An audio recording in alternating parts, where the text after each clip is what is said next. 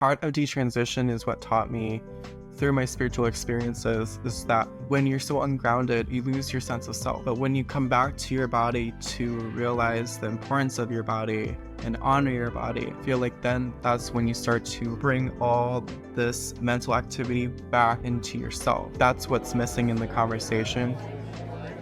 You must be some kind of therapist.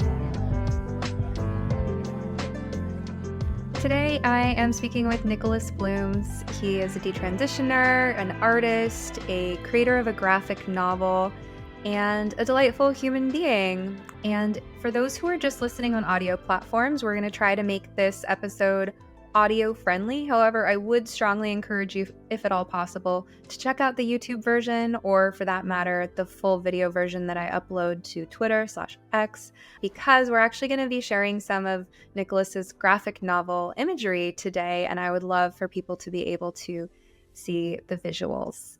So Nicolas, welcome. It's great to have you here. Hi, I'm so excited to chat with you. So we met through Kim O, who was on episode 80. That episode is called From Shame to Resilience, Healing the Inner Child with Kim O. And you two have a very special relationship. I believe she talked about it on that episode. I know she's also spoken with me privately about this sort of really close mentorship relationship that the two of you have. And you worked together on the Saguaro Soul children's book series, which Kim talked about in that episode. And so you and I have been meaning to touch base ever since then. And you shared your graphic novel with me, which is about your experiences of detransition. As far as I'm aware, it's maybe the first or only thing of its kind. Do you know of anyone else doing this? I don't think I've ever heard of a detransition graphic novel, so I feel like it might be the first. Like Kim and I, we talk about, we're like, oh my god, I feel like this is like one of a kind, unique, never done thing before. And especially, it's not like your typical graphic novel because every single page is a image spread, whereas like a graphic novel is like quadrants of images laid out to tell a story per page. But like this book is more of like a novel where there's art on every single page related to the text. So I think it is one of a kind. Yeah, Kim was the one who really inspired me to create this book. She found me miraculously through YouTube. I created a I am detransitioning YouTube video inspired by a lot of other detransitioners at the time. So I created that. From there, after a few months, Shapeshifter, who also is a detransitioner, linked my YouTube video on Twitter. And then through that, my video blew up to like 30K within 1 month. So I was like, okay, this is interesting. I don't know what to do with this. And then from there, Kim, reached out to me on email being like, hi, I'm a spiritual relational soul coach. Would you like to chat with me so that we can maybe come up with a book idea together? Because your message about detransition and coming back to the heart and connecting with your soul is such a powerful message to give to detransitioners. So what if we met? So from there, I was like, okay, that sounds really cool. I always wanted to have like a connection with, like a coach. Then plus she was spiritual too on top of that. So I was like, I want to do it.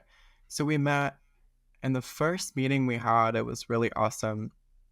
We hit it off within like the first 5 minutes. We were starting to talk about the Myers-Briggs, our astrology, and all of our personality stuff was so interconnected. We were basically the same thing. We're both INFPs. We're both Virgos, and our rising signs in Leo, and our moon signs are also in a water sign. So all these things were like, oh my god, this is so cool. And I'm Okinawan, and her partner or her fiance is also Okinawan. So we're like, oh my god, what in the world? Like the weird coincidences, or I like to call them synchronicities, just seem like too good to be true. Like this was like divinely planned or something like that. So it was very cool to have that immediate connection to draw me in to be like, okay, I'm gonna get some clarity and direction with this beautiful, amazing woman, and she is going to help me. And from there, it took about a year to finally make me decide to like fully write a book, because I still was dealing with detransition and really heavy emotions. So from there, she helped me decode and unleash, unpack everything that was stuck from childhood wounds and everything like that, to the point where I was like, okay, I'm ready to finally write a book to help people like me that are gender confused and detransitioning. And she really sparked the magic within me to really come up with a book, because my soul was yearning to draw and write at the same time. Couple elements there. One is this theme of spirituality that I just hear in almost every single detransitioner story that I've ever heard. There's always an element of spirituality, and it can come from all directions. I've met detransitioners for whom they found a more traditional faith like Christianity or Catholicism, met detransitioners who've had powerful experiences with psychedelics. And, I think to sort of give it a general category, like you and Kim are more like kind of new age touchy-feely woo-woo spirituality, if I can sort of put that kind of label on it. And you found this sort of like soul connection, this kindred spirit, beautiful mentorship relationship. And that's something that just warms my heart to know that people are creating, because I really think that mentorship is sort of a lost art. I talked about this with Heather Hying in my episode with her. I asked her about it because her background before she blew up and became internet famous, professor in exile and podcaster and author, before that, she had these really like intimate relationships with small groups of students. And I asked if she missed that. And we had a little bit of a conversation about that. It's something that's been on my mind because I feel like in this era where everyone's so busy and spending so much time online and spreading their energy so thin, there's a decline in the overall quality of relationships. And then there are certain types of relationships that I feel like we're really losing. We're losing those what people will sometimes call third spaces, the coffee shop or the bar, the club where people can mix and mingle. Like a lot of that has really died down over the last few years. Even places that people do go, they're working on their devices rather than interacting with each other. So there's the decline of those types of relationships. And then there's definitely been the decline of the apprentice relationship over the last, I don't know, several decades or hundreds of years. I'm not really sure. But, it used to be that young people would learn a skill in an apprenticeship sort of way. Now everyone goes to college, a few people go to trade school. And mentorship is, I think, just such a beautiful relationship. It's like somewhere between therapy, coaching, like grandparent, auntie, uncle role. Like it's a fluid role, but it's kind of, I think, in some ways a sacred relationship, because the person who is in the role of mentor is essentially sending the message to the mentee, if you will. I believe in you. I believe in the seeds of potential within you. And I believe that watering those seeds with what I have to offer is a really worthwhile investment of my time. So it's like sort of, taking the time to tend someone else's soul garden, so to speak. And so it just delights me to know that you and Kim have had that type of relationship. And I just want to see more of that in the world. Yeah, I would, like, I don't think I'd be where I am today without my relationship with Kim. We've only known each other for a year, but I have so much love for her because before meeting her, I had such huge heart pain. Like, this was emotional and physically related, where because of all my suppressed emotions, like there was this intertangling of emotions and feelings within my heart that felt like my heart was being wringed out every single day as soon as I woke up throughout the entire day. And she has given me such a chance to see that, okay, life is painful, but also full of joy. Like I can create a life that can allow me to love and witness and soften these emotions to the point where I don't become these emotions, and these emotions can be released from my body. And she showed me that possibility. So it's just such a cool gift to be given, to have a mentor. Like I never realized I needed a mentor. Therapy never really worked for me because it just didn't give me that one-on-one to the point where I could connect with them, call them every other day, and be given that belief to be like, you can do this. I believe in your potential. Just like you said, like, I believe in you. And I was never ever given that to the point where I could actually believe it in myself, to the point where I'm talking to you today. Because I was really, really, throughout my transition and early transition, and my entire childhood, I was belittled with, or I was mentally clouded with self-doubt, self-judgment, self-hate, all that.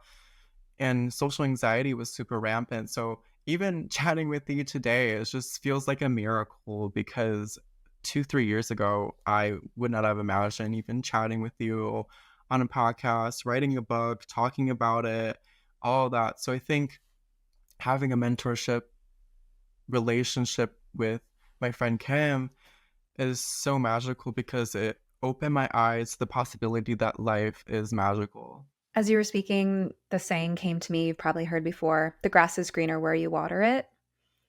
And I was thinking about that in contrast with what I've observed in some of the trans ideation is like this sort of implicit belief that the grass is greener on the other side. So, and sometimes, detransitioners have revealed that looking back, their thought process was really naive about what it meant to be the opposite sex. There's sort of like a sense that they were escaping what felt like the burdens of becoming a full-fledged adult of their own sex, sort of this like romanticization of what it was to be the opposite sex. I'm sure you've seen these things like, for males, like this idea that to be a sexually attractive female who's desired by everyone is like somehow a delightful way to live. For women, really shows naivety about the lived experience of women who have to deal with being physically weaker and vulnerable to predation, and for girls who idealize the idea that the grass is greener being male,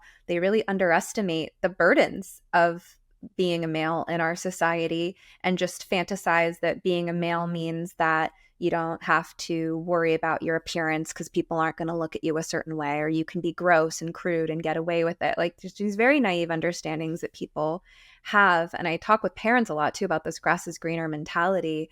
And I'm just sort of throwing that out there, not even knowing what you think about it. But I do suspect that this is going to come up as we go through your book, because your book is really about like, it's about self-acceptance, starting right where you are, and instead of trying to become something that you're not to escape your problems, like finding that way to nurture yourself. Yeah, it's huge. I feel like a huge part of my experience was disassociating with my body, disconnecting from the biological male body, and saying, I reject nature, I hate my body, I hate everything to do with being a man.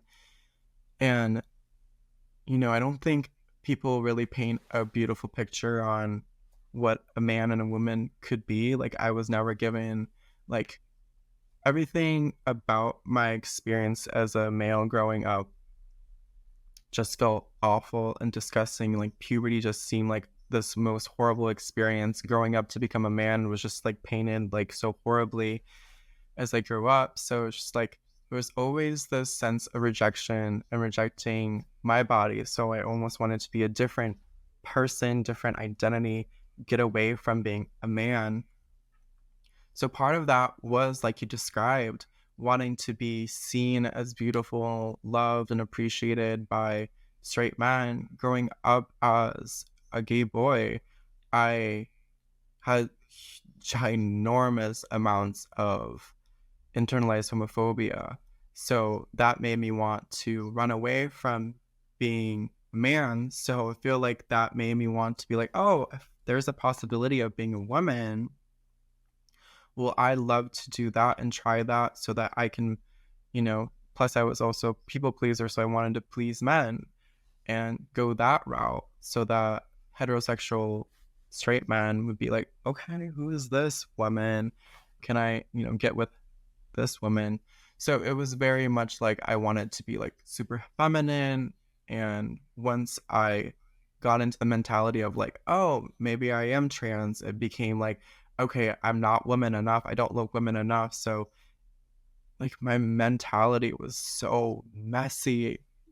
So messy. Well, and it's I mean, hindsight being what it is, you can see clearly now, and with so much compassion for your former self, that you had unattainable goals. Like the idea that a straight man would ever want you is like, it's silly now that you're grounded in reality about how biology and human sexuality work. But it just makes me feel for all the young people growing up in such a confusing environment. Not only are they personally confused, but their entire sort of social world, all the information they're getting from the internet and even from schools is really confusing about human sexuality. You know, they're being sent these messages that deny the reality that like everyone is either male or female and most people are straight. And I feel like, you know, withholding that information from young gay people is only harming them because it's creating this sense that, you know, that if, you know, for you as a young gay man, the idea that straight men weren't into you made you feel like you needed to do something differently, as opposed to just having a grounded sense of, nope, that's a hard limit. Like that's a wall. I'm not going to try to push it. I'm going to look for where the door is. Yeah, it's very true. I feel like once you start losing the sense of truth when you're going as a kid and you don't have any like a grounded sense of what truth or reality is, you can start to get really delusional really quickly, at least from my experience, because I like to say like I had a ungrounded twisted sense of self where I was like, oh, I can like straight boys could possibly love me, or oh, I'm not good enough, I'm unlovable, I'm an abomination. All these thoughts and beliefs that were created by my wounded self or wounded ego turned into a volcano eruption of, into self-hate and disassociating from my body. I think all the self-hate of like hating my Adam's apple, pressing on it all day long, like as early as I can remember, like 6, 7, until age 18, I would just be pressing on my Adam's apple all day long, being Oh, like, go back in, go back in. Yeah, and I poor remember, baby. like, I know, right? I love you. And I remember, like, even when my facial hair started to grow around freshman year of high school, like, I would just be in front of the mirror just with the tweezer plucking it for hours because I was like, this is so disgusting, it's so ugly. And I feel like it always stems from a belief.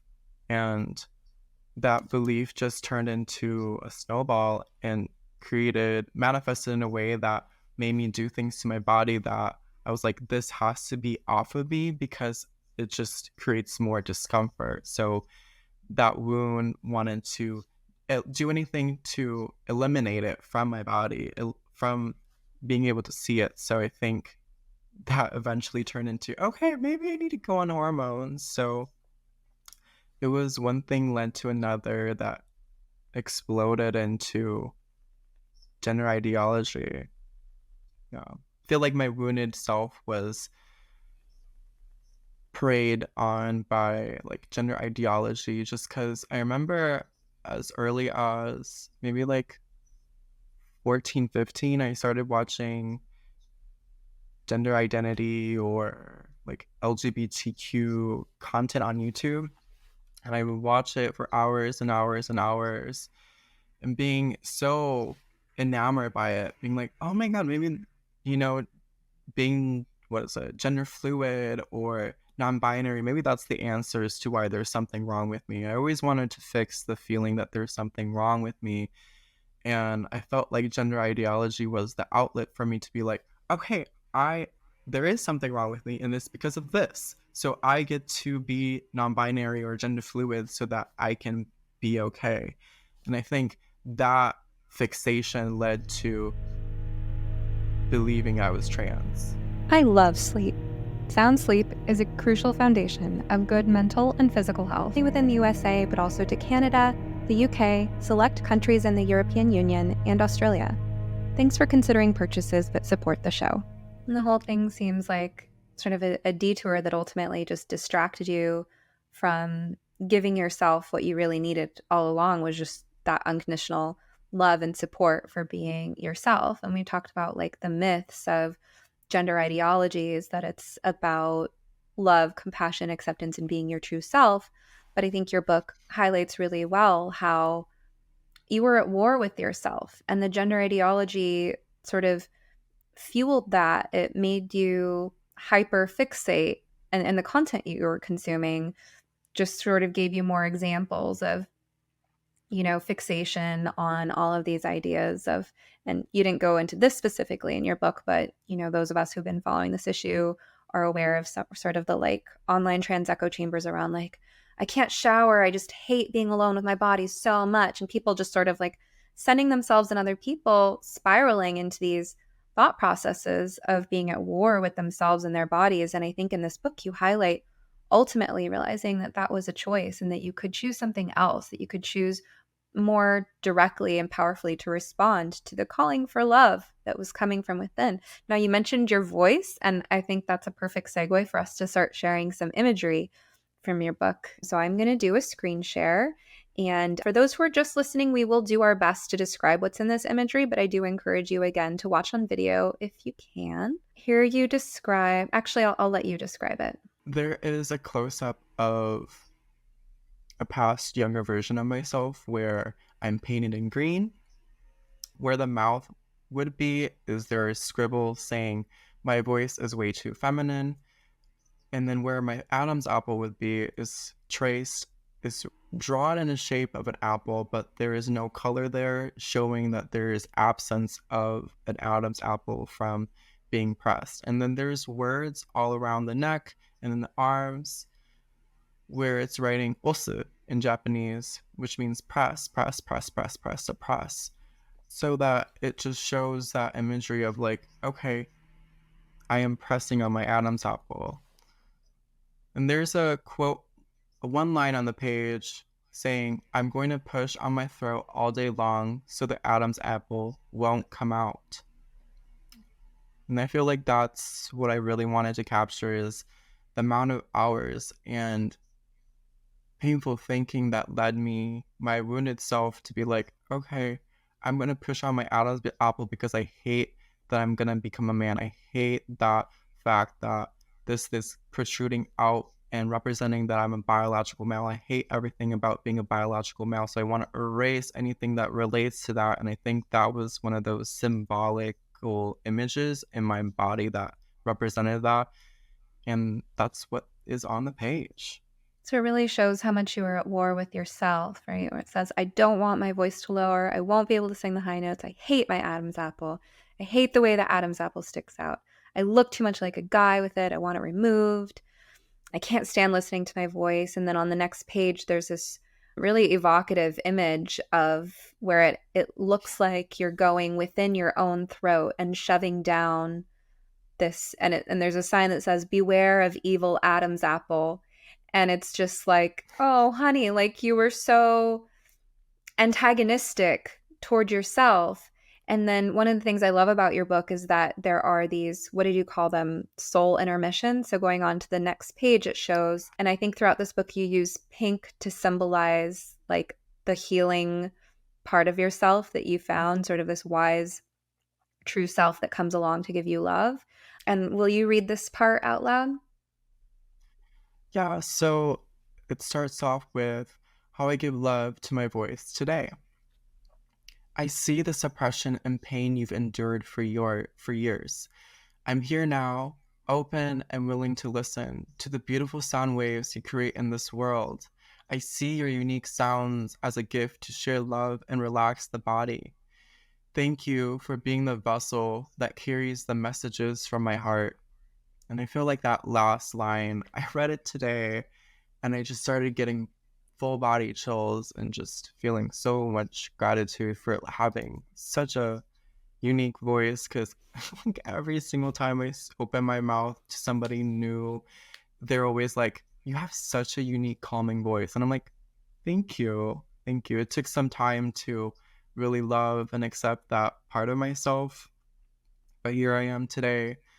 The image itself is a river, and there's the Adam apple that's been collected, held, and embraced by this soul version of myself, and the wounds are almost being washed off by the scrub and the flowing water.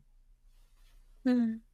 And you do this with several parts of yourself that you were at war with, including your genitals, your body hair, sort of highlighting the distress that you were in and the way that you were fixating on treating that part of yourself as if it was the problem, and then how you've learned to bring this sort of self-nurturance. And then, there's more examples. So your first appointment with the Planned Parenthood counselor. So tell us about what's happening in this image. Maybe I'll talk a little bit about what happened there so that people can get a context clue of what's happening. So the night before my Planned Parenthood appointment, my parents had no idea I wanted to transition. My parents had no idea that I wanted to, go on medication to take the spironolactone estradiol. So I had to also take a day off from school in order to go to Planned Parenthood. So my dad, he liked to come downstairs and knock on my door and be like, hey, good night. But before he could do that, I was like, Dad, I have to tell you something. I was like, Dad, I'm going to go to Planned Parenthood tomorrow because I want to transition. And he had no words. He didn't know what to say. He didn't know how to take it other than like, well, I want to support you. Can I come with you? Which I was like, oh, I was not surprised. I was so surprised that he would say something like that. So he came along with me, and both of us are in the office with the Planned Parenthood lady. I don't know if she was an actual counselor or not, but she told me what's going on. I told her all the gender dysphoric thoughts and feelings, or body dysmorphic thoughts, I think now I would interpret today, being like, I can't live like this anymore. I feel suicidal. I hate my voice, my genitals, and the body hair. It's just become so obsessive. I started talking about that for probably like 10 minutes. And within 10 minutes, she was like, let's start you on hormones as soon as possible. And then within 2 weeks, I came back to Planned Parenthood, and there was a doctor that gave me a pamphlet of effects and expected course of feminizing hormones, like I would expect within a year or so, what I would expect in a month, that sort of chart.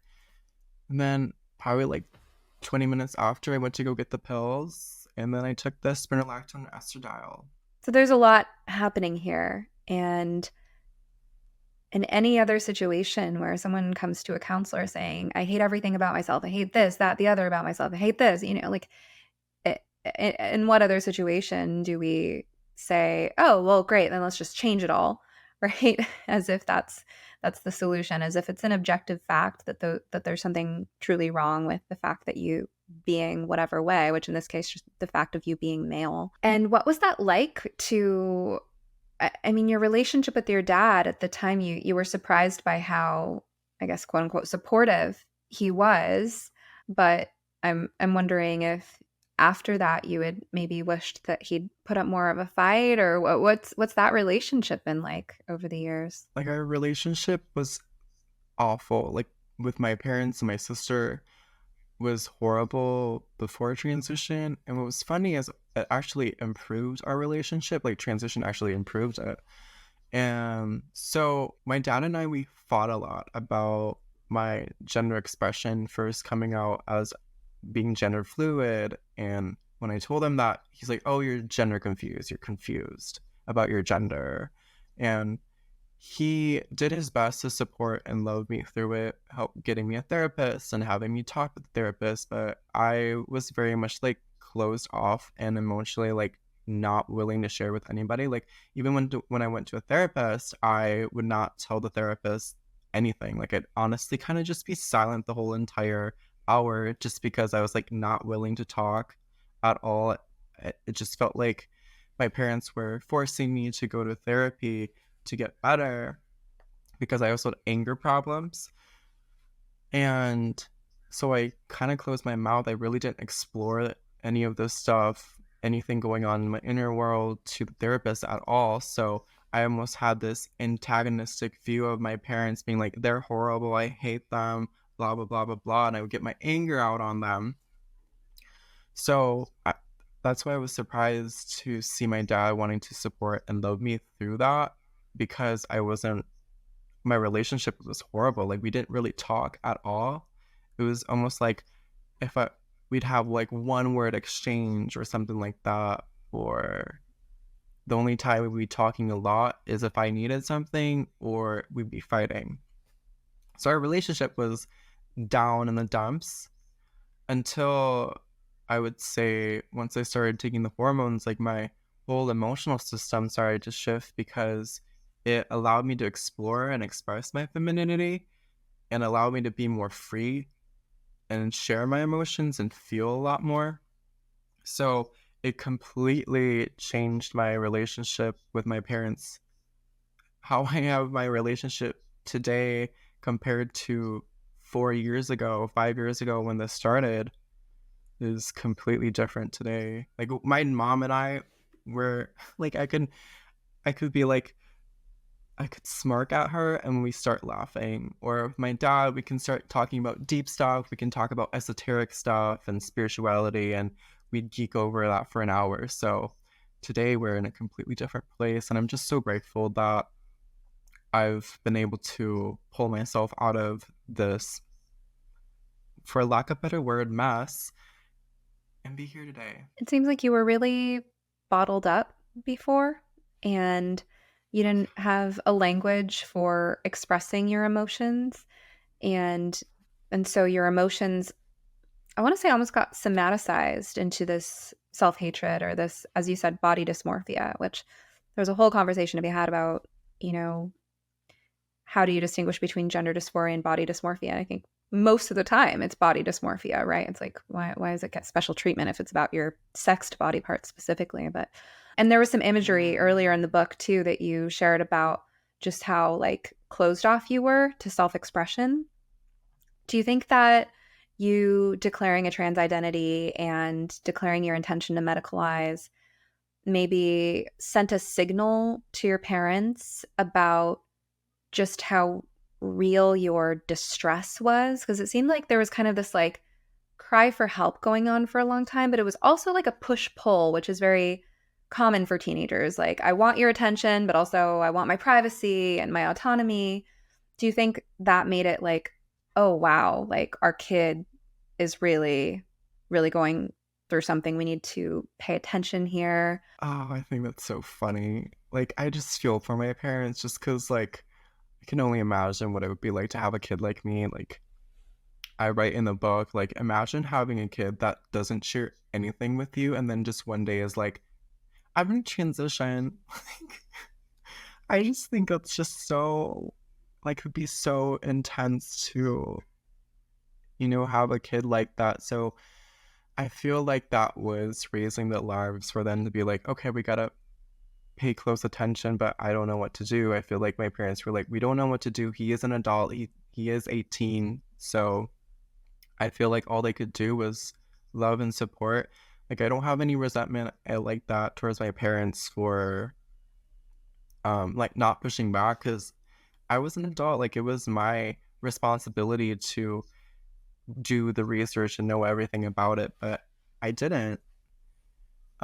So I think my parents were afraid. Like, my dad constantly told me after the fact that I detransition, he was like, we were so afraid. We didn't know what to do with you. We were just did our best to love and support you and help you the best we could because we didn't know what to do. So I think my parents just didn't know what to do. And yeah, I think that's the best way I could answer your question. They just didn't know. And I wonder how much culture plays a role too, because you talked about being Okinawan, and I found this image here from page 1920 where you share that your family moved from Okinawa to America right before you turned 13. And that's a hard age to move because it's like, on the one hand, you're just entering adolescence, and maybe on some level you feel like you've just gained a certain degree of mastery of all the basics that you learn in childhood. And then right when you're supposed to be moving on to sort of the next stage of mastery of the tasks of adolescence, at that same time, you have this whole additional challenge, which is the cultural change. And you talk about the issues with fitting in and being bullied. I wondered how much you feel like those things played a role in some of your self-hatred, and maybe in your parents, like, for lack of a better word, your parents being lost or overwhelmed in all of this, because they're experiencing this cultural change too. They're figuring out how to raise a kid in a culture that's not their own. And now this new culture has this whole like idea of being trans on top of it all. I spent around 6 to 7 years living in Okinawa. So most of my mom's side of the family lives in Okinawa. My dad's American, so I'm mixed. I am half Okinawan, half American, or half white, however you want to see that.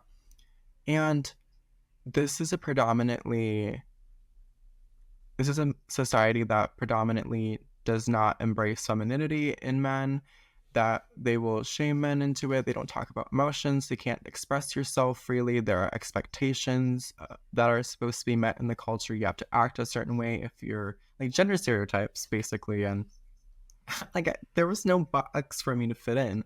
My voice was high pitched. I was so feminine and fruity, and I was singing, I was playing music, I was dancing. I was very much a free spirited kid. And I think once I started going to school, that was almost kicked out of me because all the kids had the same belief that you can't be a feminine boy. So they almost kind of like had to get it out onto me. Like that's how I see it. Like they were almost like suppressing themselves. So they saw someone being free. So I feel like they had to like project that insecurity onto me and, bully me in that way. So I feel like a lot of my trauma had to do with my childhood experience of growing up in Japan, just for the fact that I wasn't allowed to be feminine. I wasn't allowed to be me. I gained the template that I need to be submissive. There's something wrong with me. I'm too feminine. And that self-hate only grew bigger and bigger from then because it was 6 years of bullying. Like from the moment I went to kindergarten all the way until I graduated, like it was almost every day. Didn't know how to stand up for myself. Didn't have a backbone to be like, F off. It was nothing like that. I didn't know how to stand up for myself, didn't have the confidence. So you could imagine a kid without being able to plant the 2 feet on the ground to be like, this is me and I am strong, I'm powerful. Not having that belief in themselves, you could imagine like this fish being slapped in the ocean, unaware of what current is, how to go and navigate the world, and insecure of themselves. Like it was intense. So you were bullied your entire childhood growing up in Okinawa for being this effeminate, free-spirited boy who was sort of an easy target for the bullies, and then making this transition to America at age 13, right when you're on the cusp of adolescence. You brought in all the fear that that could happen again now that you are different for a multitude of reasons. You're coming from a different culture, different country. Do you feel like all of that played a role in your sort of internalized self-hatred? When I did move over to America, that the bullying was still the same. Like it would be the same sort of boys, same way. They would always have like it went from being called okama, which is the gay slur in Japan, and then the F word in America. So it's just like, okay, like I'm literally still seeing the same thing as the same thing, but just different locations. So that was interesting that the language was still translated. But it did play a huge role in how I showed up in school when I grew up here in America. Like after moving from Japan, I was already insecure. I didn't want to share myself. So I already created this like wall around myself to be like, I don't want to share myself. I don't want to talk to people. I don't want to make any friends. So with that mentality, I went throughout school even more quiet. I literally closed off my mouth because I didn't want to talk to people. I made myself, I think, relatively mute. I didn't really want to share my voice because I felt like if I shared my voice, if I spoke, that will give people a chance to judge me and therefore bully me. And I felt so scared. And being that fearful mentality for years cut me off from a lot of experiences I could have had. It took me away from living life freely. I feel like that trauma really takes away from living a life that could serve me and be more enjoyable and more fun. It actually just made life like this image right here, where it's just super dark and gray and being an autopilot. I recently told you about a group called Do No Harm, who's working to do just that. Eliminate the harm that so-called gender-affirming care for minors and political ideologies in medicine are causing. Do No Harm is made up of thousands of members across the country, from doctors to nurses to policymakers to concerned parents who see what's happening at practitioners around the country and are waving a red flag. Membership is free, and you get unlimited access to information from experts, on-the-ground updates from people working in medicine or state houses to take a stand, and collaboration with other thinkers. Learn more and sign up at donoharmmedicine.org/sometherapist to learn more. That's donoharmmedicine.org/sometherapist. When we're hurt by others during a vulnerable, formative time in our life, there's sort of a few ways that we can position ourselves in relation to that. So one is that we can sort of aggressively slough it off and become oppositional. And that comes with its own set of problems, but it can also have sort of a protective mechanism.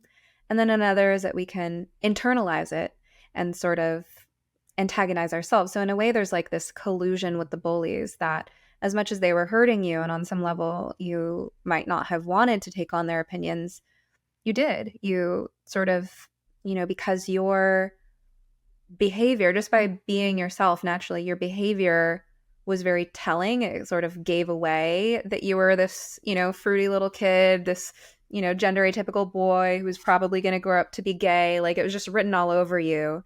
And so I can imagine the sense of almost like feeling out of control, feeling like your body or the things that are automatic about your personality have betrayed you, because simply by being yourself, you have brought upon yourself this hostility and antagonism. So this feeling that your voice, which it sounds like you both at certain times felt like was too effeminate and at other times felt like it was too masculine or at risk of becoming too deep, like your voice betrayed you. You're just like this. I just have the sense of like feeling out of control of your body, like your body is betraying you, your body is the problem, as a way of sort of somaticizing and internalizing the fact that obviously something's wrong because you're being bullied and mistreated. Yep, that is exactly it.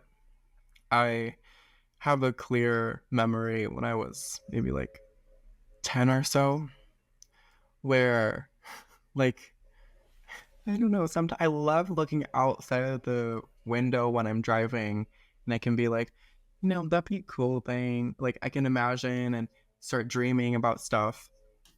And I remember this image of like me in the future popped in my head, and it was like fully bearded, fully masculine, like muscular, and I was so repulsed. I had to shove it down into like garbage to be like, I cannot think of that ever again. Like, I did feel like my biology was rejecting me. Like as soon as I noticed that my voice was changing, like it was this constant internal battle of like, I'm too feminine, but I also love being feminine. So it was just like this constant battle of like, whenever my voice started to change, I was like, oh my God, I don't want my voice to change, and it was just so scary constantly to be afraid of my body and what my body was doing, just because I had no control over it. And plus I was just being hated for it. So it just was like, I didn't know what to do. I didn't know what to do. Yeah. And so when you first went on medication, there was this, as it shows here, this drug-induced euphoria. So tell us about what's going on in this picture. Yeah, maybe it'd be great to give like a analysis of like the two different feels. So me without cross-sex medication, it was very much like I was like this image, like there is a zipper over my mouth. Like the moment I woke up all the way to bedtime, I really didn't say a word for weeks at a time, like maybe one word or so a day, if at most a sentence. I really kept myself, closed myself in, and that was me without cross-sex medication. And then the first day of being on cross-sex hormones, I would open the zipper, open my mouth to throw the pills in, and within 20 minutes, it felt like the most joy I ever felt in like a decade. Because it created this fake sense of joy that opened me up to start talking to my parents. I was like, I'm so excited. Look at me. Like, I'm transforming. I'm becoming me. Like, there was just so much joy. It was like hopping around and excited, and just seeing a new way of seeing the world was so exciting. This transformation was exciting. So it really created this fake sense of like, I'm happy. Like, it really did feel like I was on drugs. Well, you were, and I'm curious about how much of that was placebo, because we know that hormones of any kind are mood altering substances. And it seems like it took your mood in both directions, where you say there was this euphoria, but also increased anxiety and depression. And I'm curious, maybe to get into a little bit later, how you experienced the like emotionally destabilizing impact of hormones. Because I talk to a lot of parents who, when their son starts on hormones, suddenly he's like crying and having these mood swings and stuff like that. But I wonder about, on the one hand, there was this actual impact of the mood altering chemical, but also the placebo effect works in conjunction with the active ingredients in any medicine. So what you believe about a medicine does influence its ability to help you, or your kind of sensitivity to its impact. And I wonder too, like what you had pinned on the medication the drugs that you were taking, like the hopes and dreams that you projected onto them, and how much of that was, was there this like fantasy that like, I'm going to feel so free, I'm going to be myself, I'm going to like. You're so on the nose. Like, it's so true.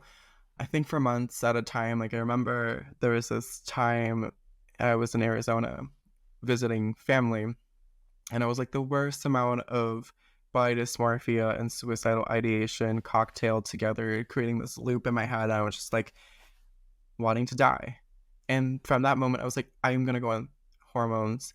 And from it gave me this sense of hope, like, because for a long, long time, for at least a decade, I was like, I hated life. I felt like there was no hope. I didn't know how to live life joyously. There was no excitement in life. And this was that one thing that meant that was like, I'm going to get better. I'm going to heal. And this is going to fix all my problems. So I feel like I really did project all that emotion, thoughts, and desires upon two singular pills. That's putting too much expectation on a drug. Like, no drug is going to be able to fix me ever. And that's what I really, really learned through this experience, that no drug is going to heal me.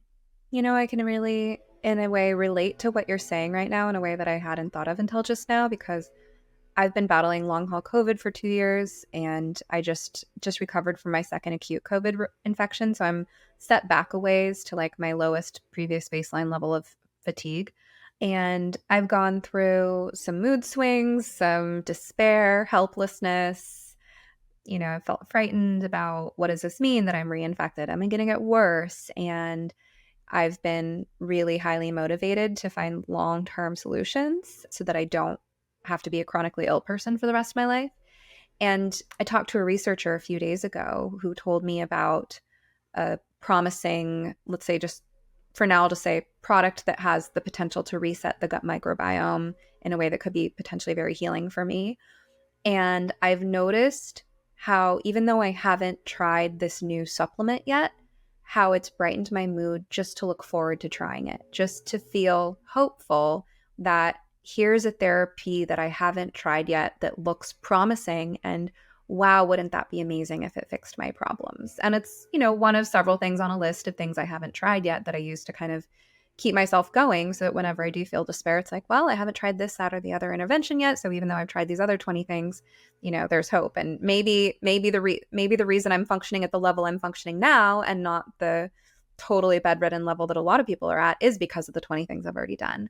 So just noticing that sort of, I don't know if there's a term for it, like the almost like preemptive or anticipatory placebo effect of just like looking forward to trying something. And I'm just kind of seeing that parallel because I know what that feels like right now, just to be like, there's hope. I'm going to try this new thing in a few days. Yeah, it's totally there. I think when you've been feeling heavy and having all those emotions and, just being like, nothing is working, I feel like I'm just going to be suffering for a long time. And then you get this, like, spark of hope, basically, to be like, this, maybe there's something here. Maybe I don't have to live in this darkness forever. Like, it's almost like, I feel like maybe it's just one step closer to relief. And I think we crave relief sometimes because when you're bogged down for a long time, anything that gives you relief could mean a whole lot. Like my friend Kim, she always says like,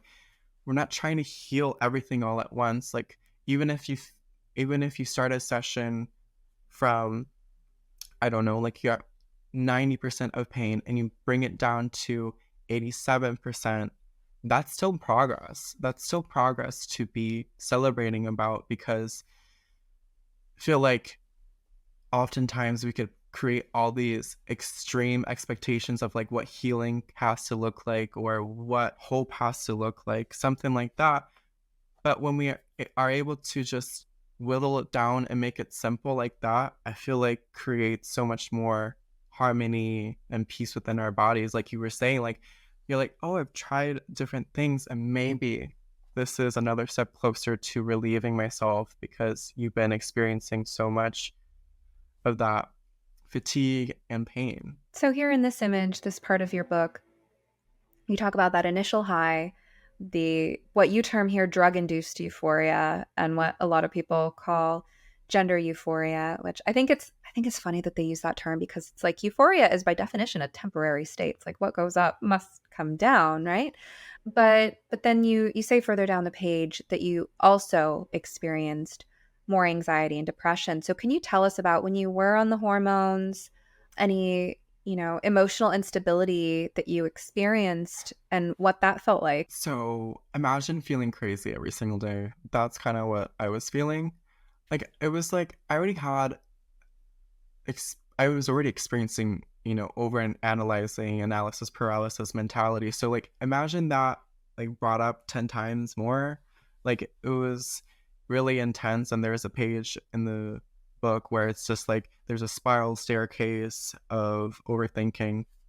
And that's kind of how I was feeling like every day or every other day at least, where it was like to the point where I couldn't even go outside sometimes because I was just so scared of social anxiety. Like it was this belief that came from like, I'm not woman enough. Like someone's going to judge me for being trans. Someone's going to clock me for being trans, like stuff like that, where it was just like stuff I didn't have before I was trans was now magnified. Like the gender dysphoria wasn't intense anymore. Like my facial hair, I didn't have like so much hate towards it. Like maybe I had some hate towards like the sound of my voice, being like, oh, my voice doesn't sound women enough. But like the rest of the body dysmorphia, I was like, it really flew out the window. But now it turned into like fixating on I'm not woman enough. So like I started to fixate on all the parts that I was like, that became more social. Like whenever I went outside, I'd be like thinking about what other people are thinking about me. So it just became so paranoid. And yeah, I almost didn't want to go outside. And the depression was more like not wanting to do anything, didn't want to get off the bed. I really just didn't have any willpower, or like this desire to live almost was gone. Like on one hand, the hormones did give me the sense that I can live life, but on the other hand, it created this intense, heavy emotion in my chest I was talking about earlier, where like my heart was being squished, and like a heavy, heavy cat was sitting on my chest. Like that feeling was with me all day long. So that's how I would attribute to my depression. It was like I was just sad and in pain, like really emotional pain all day long from, I would say, after reflecting, like restricting my self-expression, because physically putting in hormones into my body, or cross-sex hormones into my body, that signifies symbolically to my body to be like, okay, I'm rejecting myself, rejecting my biology, rejecting my nature.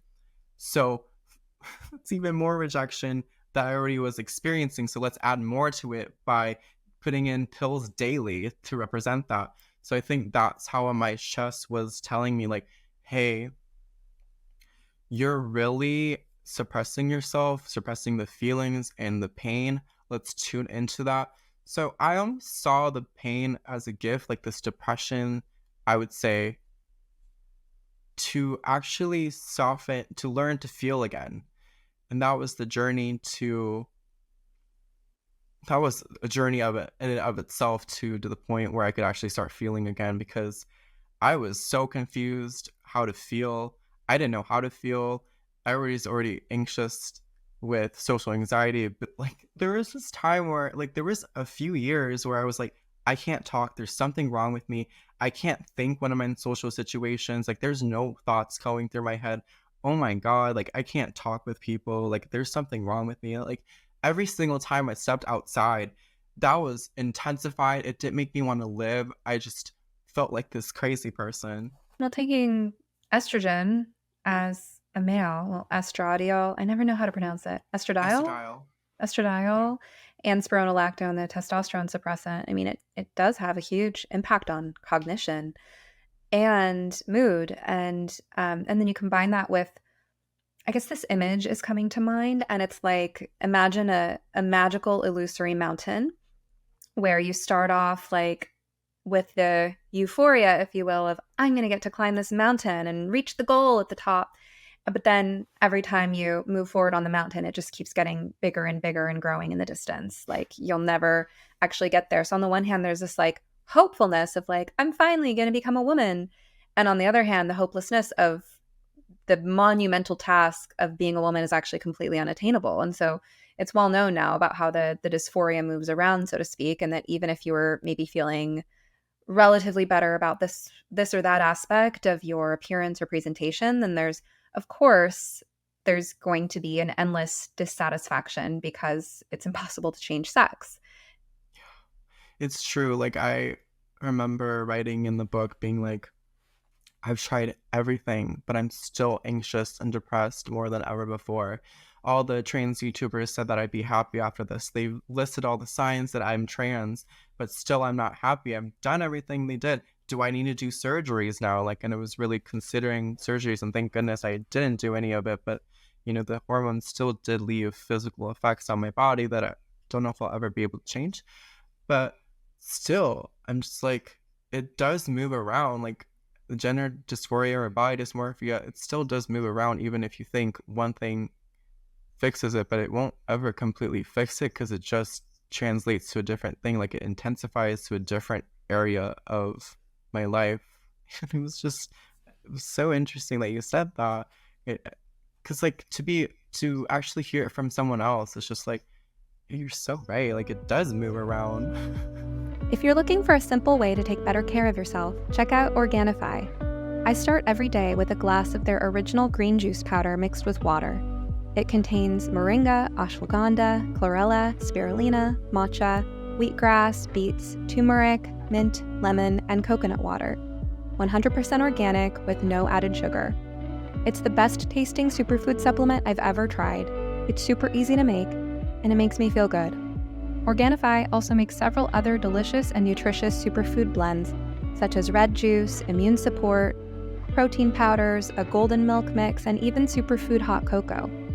Check out the collection at Organifi.com/sometherapist. That's ORGANIFI.com/sometherapist. And use code sometherapist to take 20% off your order.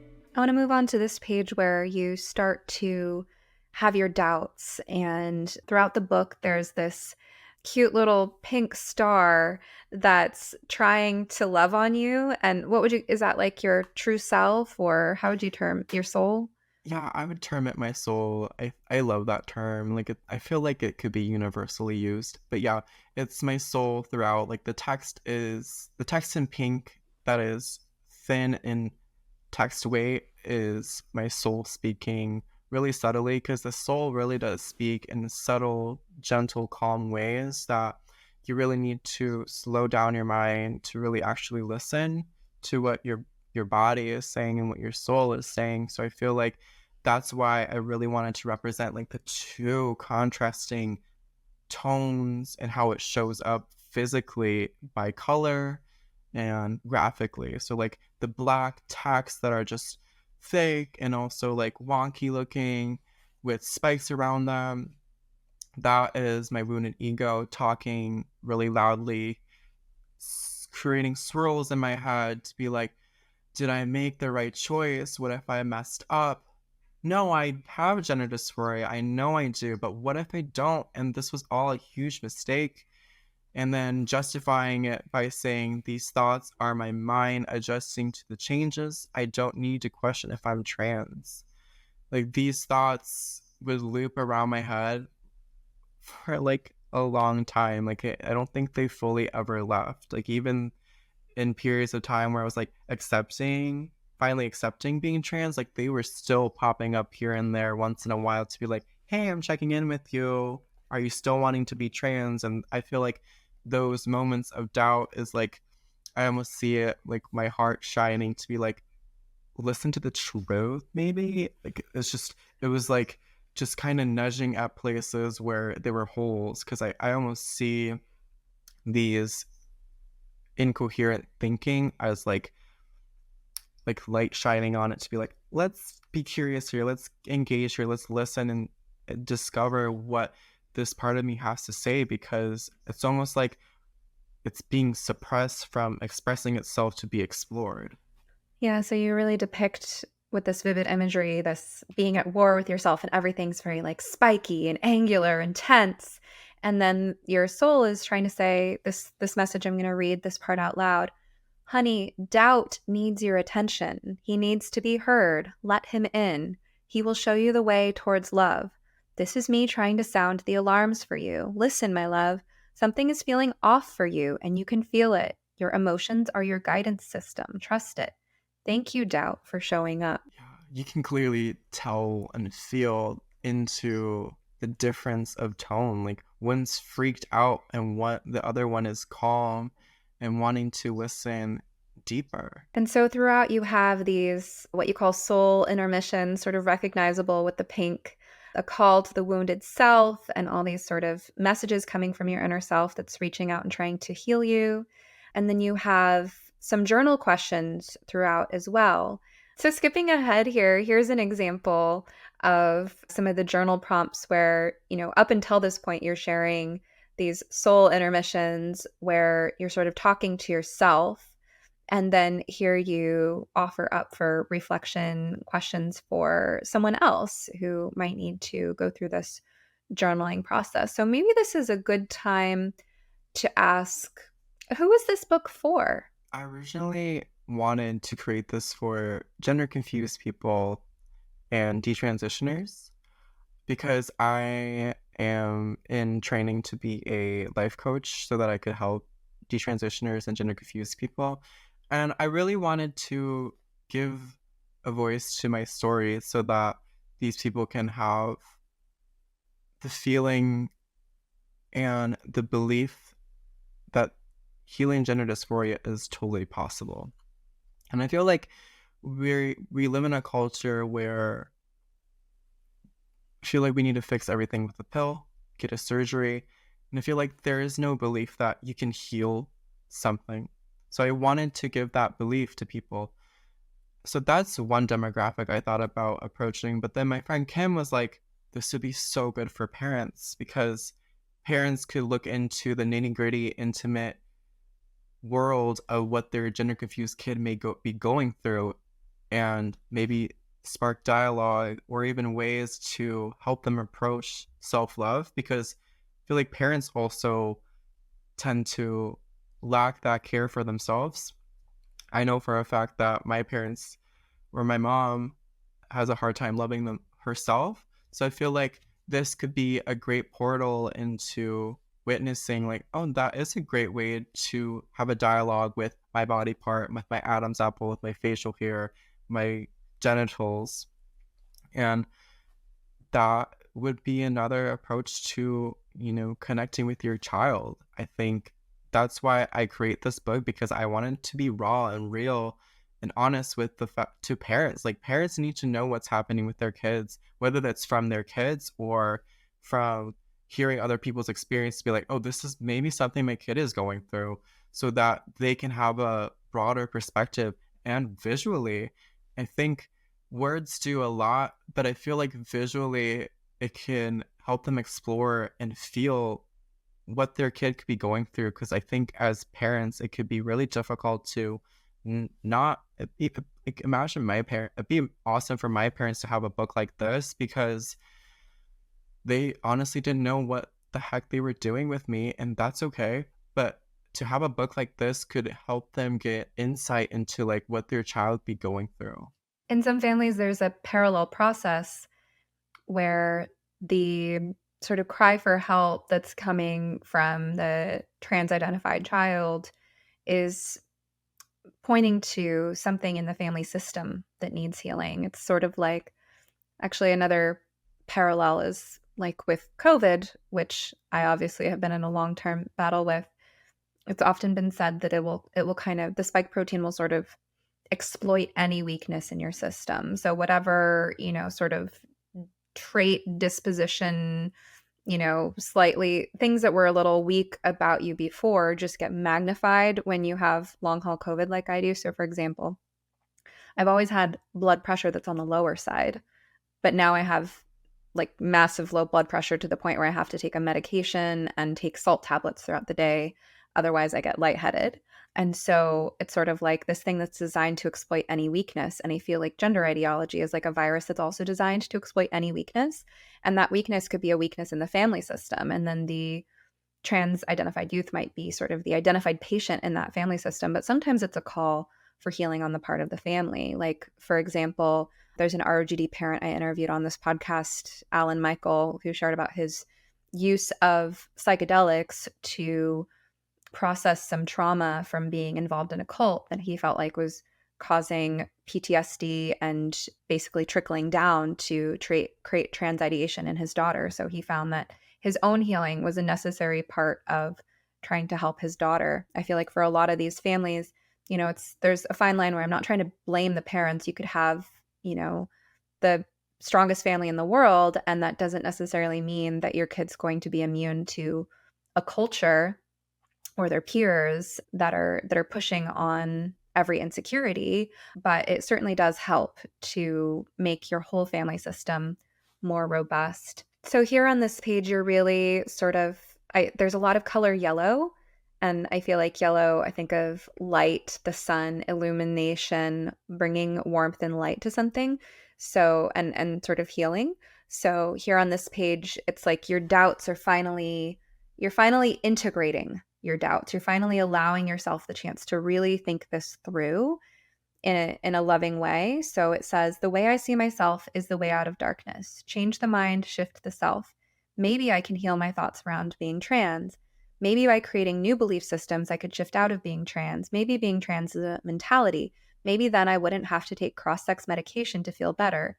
Trans is caused by gender dysphoria, wounded thinking. If it's in the mind, couldn't I change that after all?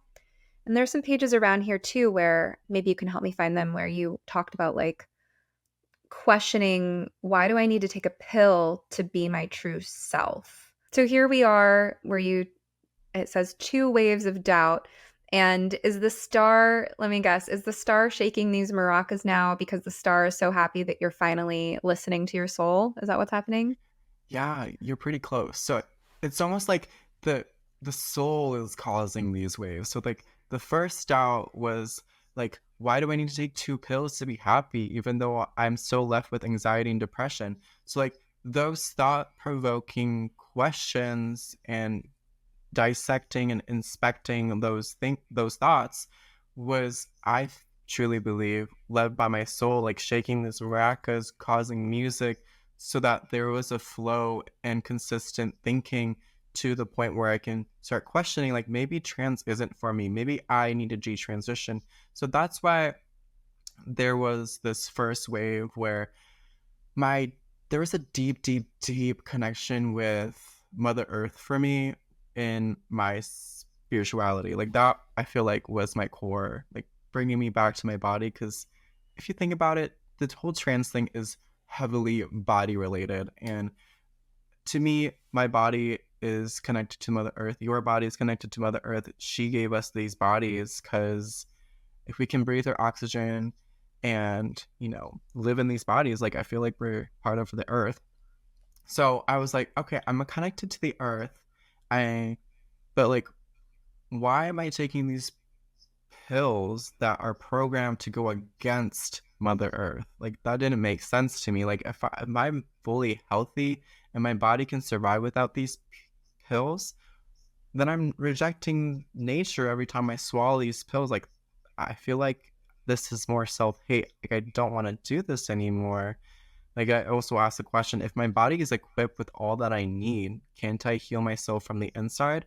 Because at this point I was reading stuff on books like The Subconscious Mind. I was reading books on self-healing. I was listening and reading about affirmations, all that, all the ways I could heal myself internally. And I think that's when I was starting to create these thought-provoking questions for myself to be like, exactly as these questions, just because this was one area in my life where it didn't make sense anymore.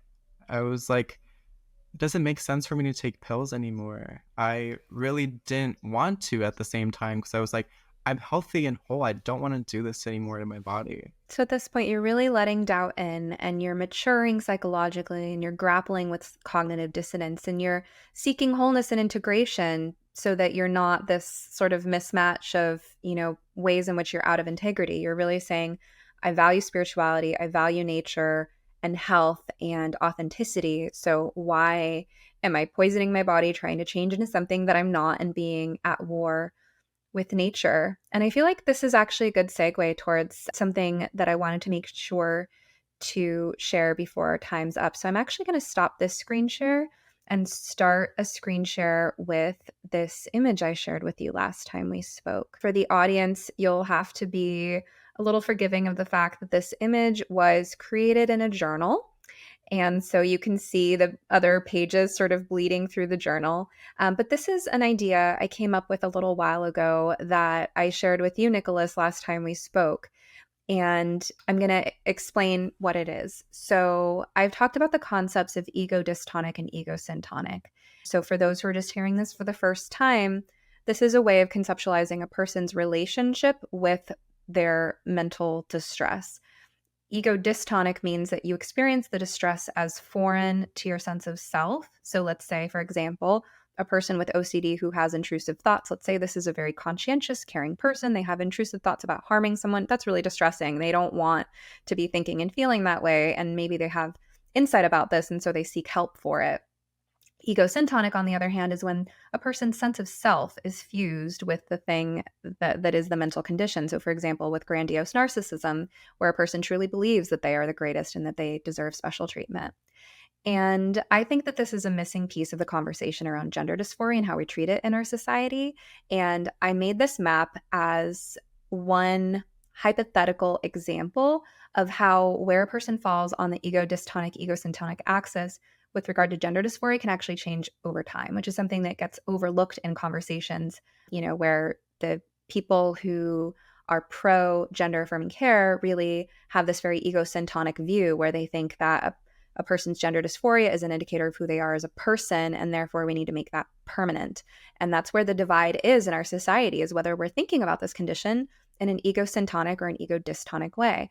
And so what was really interesting is that when I showed this to you last time we spoke and I explained it, you said that it really matched up with your experience. And what I was doing here is I was actually just making up a hypothetical detransitioner and speculating as to what the journey could be like for them. So to sort of walk people through it, what we see here on the screen, we have ego-dystonic to ego-syntonic on the y-axis. And on the x-axis, we have a person's age over time. So this hypothetical person, it goes from 15 to 26. And so early on, they're introduced to this idea, am I trans? And there's this rapid skyrocketing of the gender dysphoria becoming ego-syntonic, becoming fused with their sense of self. And what's fueling this is this rapid immersion in like online trans propaganda, love bombing from the trans community, so-called gender euphoria, and the almost obsessive pursuit of trans-related goals, like with regard to social and medical transition. So then we have it sort of start to peak and taper off at a high level of ego-syntonic nature, where there's the cementing of the identity and maybe the beginning of the medicalization. But during this time, while there's the initial euphoria, there's also sort of the worsening of a person's mental health, which in your journey, Nicholas, you talked about like how on the one hand you had that euphoria when you first started taking the hormones, and at the same time you also got emotionally destabilized by it and you became more obsessive and more sort of agoraphobic and socially anxious because you were pursuing an impossible goal.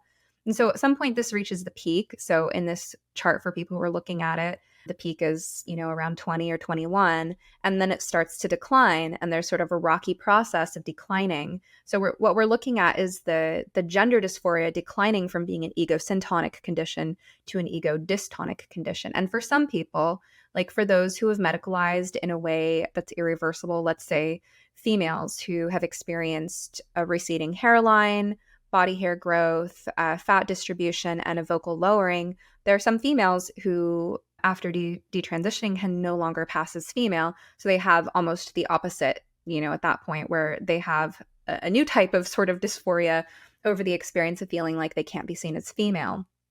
So along the way, as this person's condition is going from more ego-syntonic to ego-dystonic, their belief system is falling apart. Maybe they're experiencing some of the downsides, like the onset of medical issues or how impossible these things are.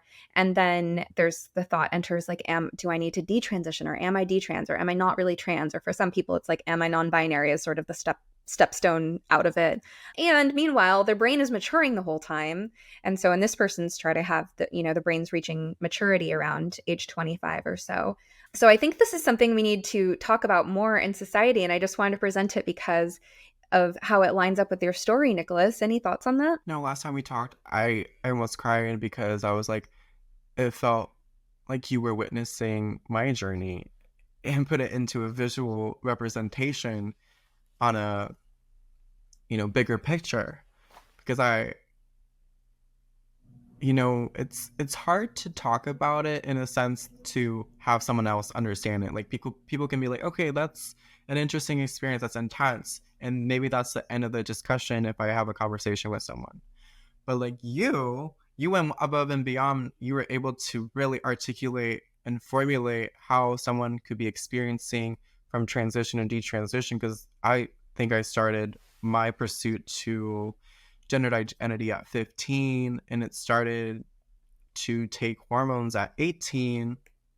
And then the peak of my trans ideation was 2020, so like when I was 20 years old. And then I started to detransition 2022, so we're in the belief system falling apart.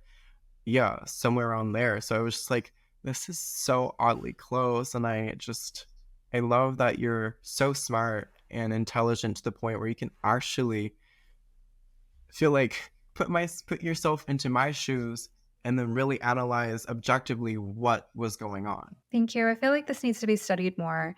And I feel like it's an important part of introducing the framework of a book like yours, because your book is written from the perspective of someone who had, let's say, ego-syntonic gender dysphoria. You believed that you were trans for a time, but that's not your perspective anymore, because these things change over time. And you're at a point now where, when I've asked you in the past, like, what is your sort of mission with this book, or, where are you coming from? It's, you want to instill hope that people can overcome gender dysphoria. That is not something, a condition that people have to suffer from forever. Certainly not something people need to make physically permanent. And that's coming from an ego-dystonic worldview. That's where I and all the gender critical people are coming from. That's where the parents that I talk to are coming from. It's all this idea that just because you have gender dysphoria, whatever that even means, because that can mean a lot of different things. It could be body dysmorphia, it could be internalized homophobia, it could be sexual trauma, whatever. Like, just because you've declared this identity or come to this belief about yourself or are grappling with self-hatred around a certain body part, whatever it might be, just because you're experiencing that at a certain time in your life does not actually say anything about your identity as a person. And, you know, we're on the side of that's a good thing, because the alternative is this medical pathway that turns someone into a lifelong medical patient. But I think those who are thinking of this issue in an ego-syntonic way are very threatened by this, because the idea that we're promoting this idea that you can get help, you can get psychological help, you can treat your body in a way that's natural, that preserves your long-term health, well-being, and fertility. Who you are as a person does not have to mean body alterations. These ideas, as much as they sound hopeful to us, are actually very threatening to people who are looking at it in an ego-syntonic way. And that's why I think that we need to bring this issue front and center in the debate over this issue. Well said. Well said. Well, we're in our last few minutes, Nicholas. So any kind of like burning last thoughts that you want to make sure to get out? As much as the trans ideology was led from a place of disassociation, disconnecting from my body, I feel like it's important to talk about the fact that when you're self-hating, mentally ill, disassociating from your body, that cultivates a disconnect from a sense of who you are and your body. So I remember there were times where I was floating above my body and feeling like I'm not in my body. And that was my entire experience with transition, is just transition, self-hate, my childhood. It was just like this battle between what's within me and then my body. Part of detransition is what taught me through my spiritual experiences is that when you're so ungrounded, you lose your sense of self. But when you come back to your body to realize the importance of your body and honor your body, I feel like then that's when you start to bring all this mental activity back into your chest and your stomach, and then your legs, all back into yourself. And I think that's what's missing in the conversation from my experience, is like we live in a culture where we prioritize the mind and always talk about the mind, but we never talk about, you know, relaxing the mind and coming back to the body and doing the opposite, being grounded in your body. And I think that is also my message about trans to detrans, the soul solution. Like, let's get grounded. Let's realize and come back to the core of who you are, which is your soul resting in your heart.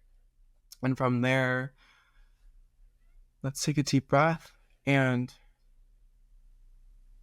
just ease back into our bodies and have so much gratitude for our bodies, because it does so much for us. In my head, I'm hearing that song Back in My Body by Maggie Rogers. Do you know that one?